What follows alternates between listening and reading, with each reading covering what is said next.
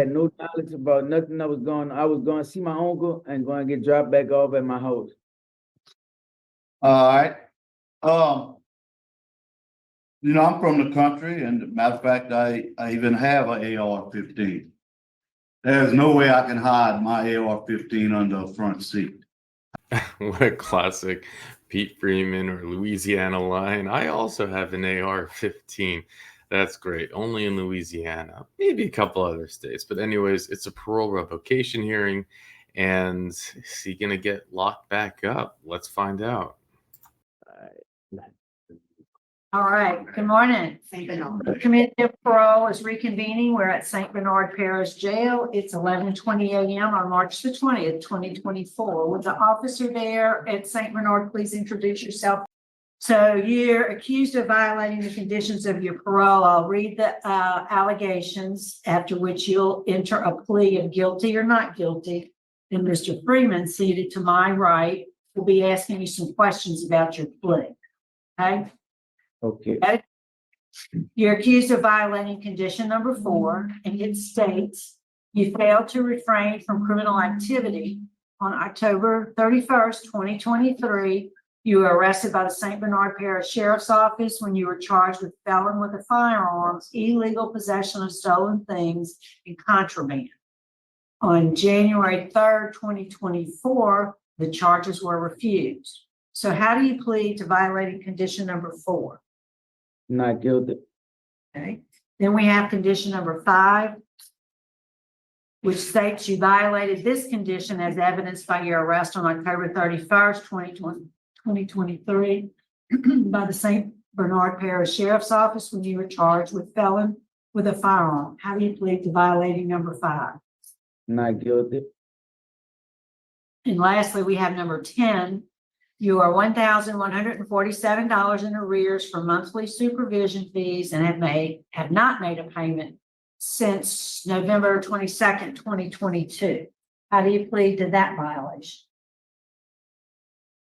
Guilty. Excuse me? Guilty to the people. Okay. All right. Would you answer Mr. Freeman's questions, please? Okay, Mr. Brown, tell me what was going on. What were y'all doing that day? My uncle had like a couple days to live. He was in the hospital. My auntie called me up and talked to me about it. I was gonna wait for my girlfriend to get off work, but she was getting off too late, and I didn't want to miss my uncle.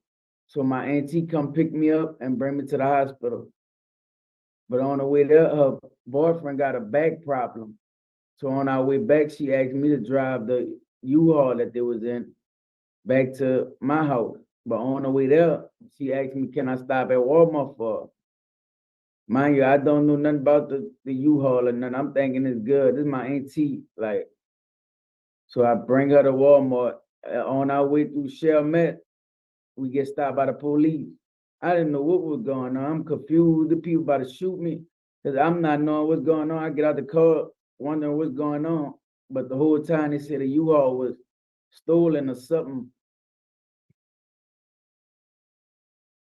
I had no knowledge about nothing that was going on. I was going to see my uncle and going to get dropped back off at my house. All right. I'm from the country, and matter of fact, I even have an AR-15. There's no way I can hide my AR-15 under a front seat. How are you telling me you put that under a front seat? No, I didn't know nothing about it, sir. Yeah, but I mean, how you not see it when you're driving? It was under the driver's side. It got to be sticking out. I didn't never see nothing.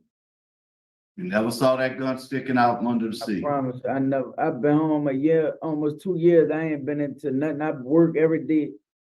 That was my off day. I was just going to see my uncle, and I was going back to my house. Okay. What about the pills they found on you? That was my auntie name. It was supposed to be. She had some pain pill for me for my tooth. I'm still dealing with it now. They got to cut it out my mouth. It was supposed to be some pain pill for my tooth. She got a prescription or whatever for it. She told my PO and talked to my parole officer. Well, why did you hide it? I didn't hide it. It was on. I forgot I even had it on me, sir. I swear. I forgot I even had it in my possession. I didn't know until I got in the jailhouse. When they searched me on the scene, they ain't never getting nothing off me. That's why I never knew nothing about it. Well, you knew you had them on you, huh? No, I didn't, not until I got in the jailhouse. Where'd they find them at? On my side, like when I went to script search, they fell out my boxes, like off the side of my boxes. Okay, I have no further questions. I don't have any questions. Is there anything you'd like to say to us, Mr. Brown? Before we vote? Yeah, I ask y'all, please give me another chance. Y'all never had to worry about me. I worked 2 jobs out there. Y'all have never had to worry about me. Like, I promise you. I'm not into nothing. I don't do nothing. I've been home almost 2 years. This was my first time even getting in trouble. Right. I The think we're payments, I pay y'all. ready to vote. Mr. Freeman will be voting. Okay, Mr. Brown, very serious allegation. And I'm not gonna say that you didn't know that the U-Haul was stolen, but I mean, you probably didn't. But the fact is that gun was right up under your seat. There's no way I can believe that you could hide that gun without you seeing it. Plus you had the pills on you. And they charged you with that. It's Schedule 2, but they dropped it all. So, my vote today is to revoke. Mrs. Lejeune.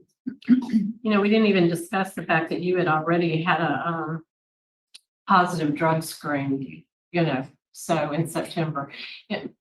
Today, my vote is going to be to revoke based on failure to comply with parole conditions. My vote also is to vote this morning, Mr. Brown. So today, sir, your parole is being revoked.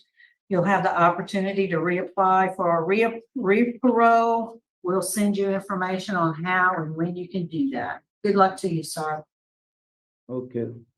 That concludes our business in St. Bernard. We're going to sign off at 11:28. Okay, so I got to bag on my parole. Well, that was really quick.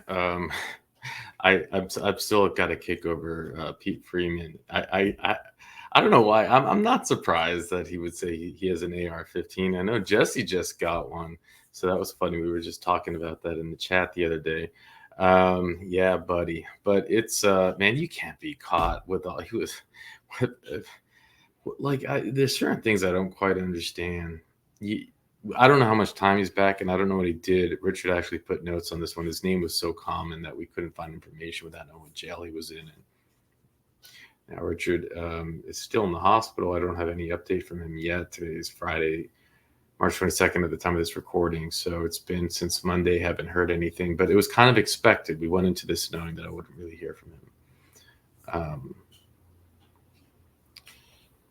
But hope all is well.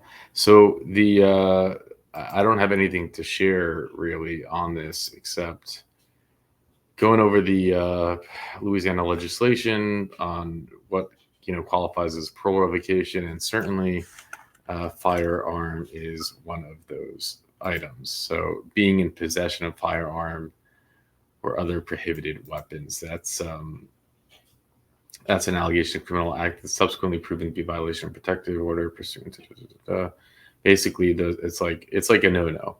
It was interesting reading through this. I've never gone through this before, but it does talk about some interesting things. So basically there's leniency for what's called technical violations. So like your first technical violation is automatic 15 days, your second is 30 days, or not more than 30 days, not more than 15 days. So I don't know what is a technical violation, but they go through here what's not a technical violation. And what's interesting that stuck out for me is that any misdemeanor with criminal intent to harm another will warrant a revocation. Didn't use the word harm here, directly affecting an allegation of a criminal act that is subsequently proven to be an intentional misdemeanor directly affecting the person. So not even harming, it's just an intentional misdemeanor directly affecting a person. And why I bring this up is that we so often see attorneys in these revocation hearings saying, oh, it's okay to plead to misdemeanor. And it's not. I guess it's also how you define the misdemeanor. But even then, the parole contract's pretty vague. It really says you can't be involved in any criminal activity. So I think either way, they can get you on that. But you would think that these attorneys giving the wrong advice would probably read the legislation before giving the advice, but they don't. Anyways, this was a quick hearing. And with that, I'll let you go.